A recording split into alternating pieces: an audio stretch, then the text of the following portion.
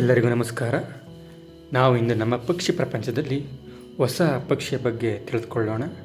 ಅದೇ ಭೀಮರಾಜ ಅಥವಾ great rocket tailed dragon. ಕುವೆಂಪುರವರು ಬರೆದಿರುವಂತಹ ಪ್ರತಿಯೊಂದು ಪುಸ್ತಕದ ಮುಖಪುಟದಲ್ಲಿ ಈ ಪಕ್ಷಿಯ ಚಿತ್ರಣವನ್ನು ನಾವು ನೋಡಬಹುದು. ಕೋಗಿಲೆಯಂತೆ ಬಣ್ಣವು ನಿನಗೆ, ಕೋಗಿಲೆ ಇಂಚರ ಕಿಮ್ಮಡಿ ಇಂಚರ, ಕೋಗಿಲೆ ಗೆಲ್ಲಿದೆ ನಿನಗಿರುವಂತಹ ಪುಕ್ಕದ ನೆಲವುಗರೆರಡು. ಓ ವನಗಾಯಕ ವನವಾಗೀಶ, ನಿನ್ನ ಕಾನನ ಕೂಜನ ಪಾಶ, ಕಬ್ಬಿಗನಿಗೆ ಮುಕ್ತಿಯ ಆದೇಶ, ನಿನಗೆ ನಮೋ ಓ ಕಾಜಾಣ. ಈ ರೀತಿ ಕುವೆಂಪುರವರು ಈ ಕಾಜಾಣದ ಬಗ್ಗೆ ಕವಿತೆಯನ್ನು ಬರೆದಿರ್ತಾರೆ. ನಾವು ಈ ಪಕ್ಷಿಯನ್ನು ಅತಿ ಸುಲಭವಾಗಿ ಗುರುತಿಸ್ಬೋದು. ಹೇಗಪ್ಪ ಅಂತಂದರೆ, ಇದು ನೋಡೋದಕ್ಕೆ ತದ್ರೂಪಿಯಾಗಿ ನಾವು ಭರಧ್ವಜ ಅಂತ ಏನು ಕರಿತೀವಿ, ಬ್ಲ್ಯಾಕ್ ಡ್ರ್ಯಾಗನ್, ಆ ಪಕ್ಷಿ ರೀತಿಯೇ ಇರುತ್ತೆ.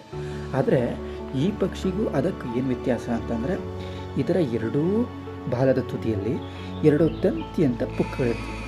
ಇದು ಹಾರಾಡ್ಕೊಂಡು ಹೋಗಬೇಕಾದ್ರೆ ಯಾವುದೋ ಎರಡು ದುಂಬಿಗಳು ಇದನ್ನೇ ಹಿಂಬಾಲಿಸ್ತಾ ಇದೆಯೇನೋ ಅನ್ನೋ ರೀತಿ ಆ ಎರಡು ತಂತಿಯಂಥ ಪುಕ್ಕಗಳು ನಮಗೆ ಕಾಣಿಸ್ತಾ ಇರುತ್ತೆ. ಈ ಒಂದು ಪಕ್ಷಿಗಳನ್ನು ನಾವು ಅತಿ ಹೆಚ್ಚಾಗಿ ನಿತ್ಯ ಹರಿದ್ವರ್ಣದ ಕಾಡುಗಳ ಪ್ರದೇಶದಲ್ಲಿ ನೋಡ್ಬೋದು. ನಾವು ಹಳ್ಳಿ ಕಡೆ ನಾವು ಬ್ಲ್ಯಾಕ್ ಡ್ರ್ಯಾಗನ್ ಅಂತ ಏನು ಹೇಳ್ತೀವಿ, ಆ ಒಂದು ಪಕ್ಷಿಯನ್ನು ನೋಡ್ಬೋದು.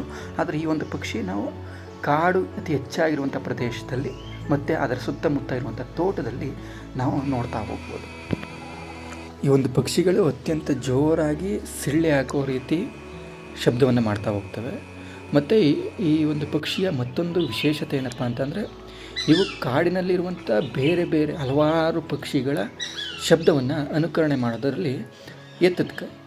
ಅದಕ್ಕೋಸ್ಕರನೇ ಇದನ್ನು ಮಿಮಿಕ್ರಿ ಮಾಡುವಂಥ ಹಕ್ಕಿ ಅಂತಲೂ ಕರೀತಾರೆ. ಮಿಮಿಕ್ರಿ ಮಾಡೋದರಲ್ಲಿ ಈ ಒಂದು ಪಕ್ಷಿ ತುಂಬ ನಿಪುಣತೆಯನ್ನು ಹೊಂದಿರುತ್ತೆ. ಈ ಕಾಜಣ ಪಕ್ಷಿ ಅತ್ಯಂತ ತುಂಬ ಧೈರ್ಯವಂತ ಪಕ್ಷಿಯಾಗಿತ್ತು. ಇದರ ಹತ್ರ ಸುಳಿಯುವಂಥ ಯಾವುದೇ ಪಕ್ಷಿ ಆಗಿರಲಿ, ಇದಕ್ಕಿಂತ ದೊಡ್ಡದೇ ಆಗಿರಲಿ, ಅದನ್ನು ಹಿಮ್ಮೆಟ್ಟಿಸ್ತದೆ.